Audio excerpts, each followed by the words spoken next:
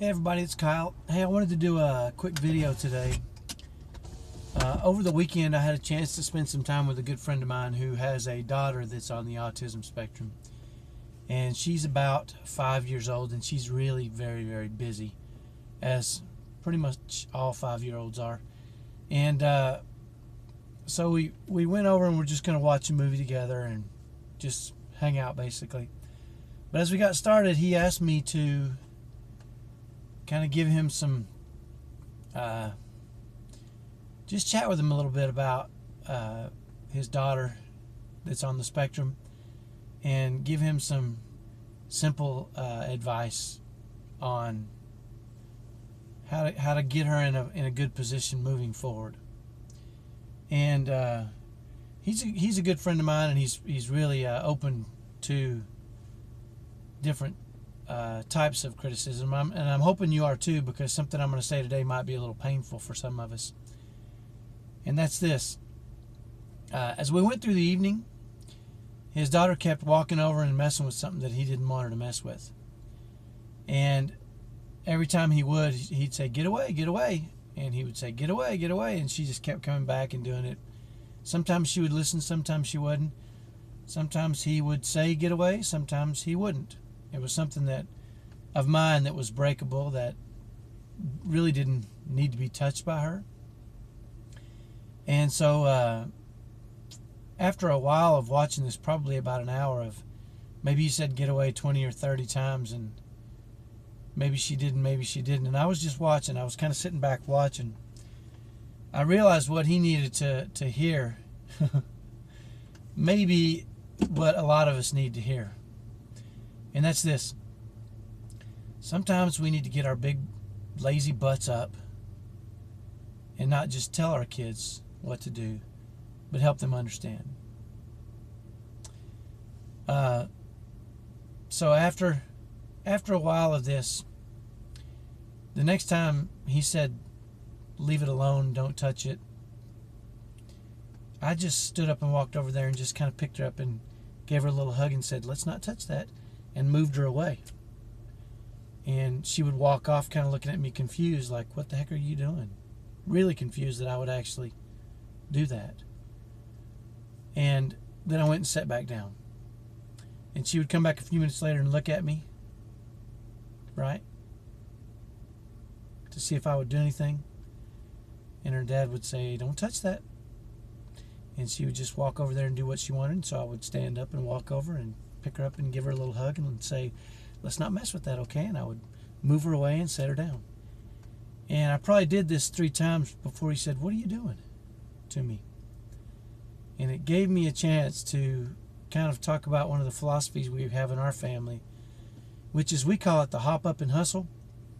But basically what it means is, when they're younger, we have an opportunity to teach them what's okay and what's not okay. I mean, we can't always in every situation, but in a lot of cases, for us to tell kids, "Leave that alone, leave that alone, leave that alone," 20 or 30 or 50 times, really doesn't send the right message to them, because they're busy and they want to do what they want to do, and that's the way they're wired. But it's just us being lazy. And what I could see her father doing was becoming more and more frustrated. The more times he would say, "Leave it alone," the more frustrated he became. And he'd say a little meaner. He'd say a little more harsh. Sometimes he'd raise his voice. But he never got up. And after I started getting up, after about the 3rd time, she would come over and he would say, and I would say, "Let's leave it alone, okay?" And she would turn around and leave it alone.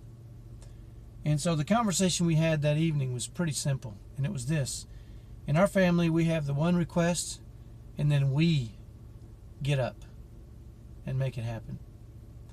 And the result is, over a period of time, our kids have become much more willing. I'm not going to say always, because that's not true, but much more willing to hear certain requests and pay attention to those. When we continue to say, "Leave it alone, leave it alone, and leave it alone," and we don't do anything, it just becomes like, Charlie Brown's the adults in the old Charlie Brown cartoons. Remember that? Wah, wah, wah, wah, wah, wah. You really couldn't understand what they were saying. It was just white noise in the background. And I think we do that. We train our kids to see us as white noise sometimes. But there's a real easy resolution to that, and that's make a request one time kindly, and then get up. That's the hard part, because we're tired. It takes time. It takes energy.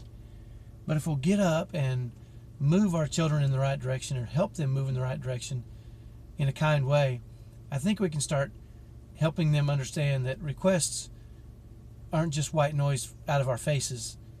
They're actual requests that should be listened to, and at least try to get them to do those things. So my message for today is get your butt up. Tell your child one time, make the request, and then get your butt up and go over and hug the child and say, we're not going to do that, okay? And then go sit back down. And if they do it again, make one request, and then get your butt up again. And get your butt up over and over and over. And the results are going to be that your kids start to understand that when you make a request, it's actually a request that you want followed through. It's not just white noise. Interestingly enough, he's got older kids that are typical. I watched them, and he's white noise to them too. And we had this discussion, and he mentioned that when I make requests of my kids, generally, they're pretty good about following them. And I think it's because they know I'm going to get my butt up. And I'm going to go over and make sure the request is followed through with. So hopefully that's not too painful, not too harsh. The lesson for today is make one request and get your butt up.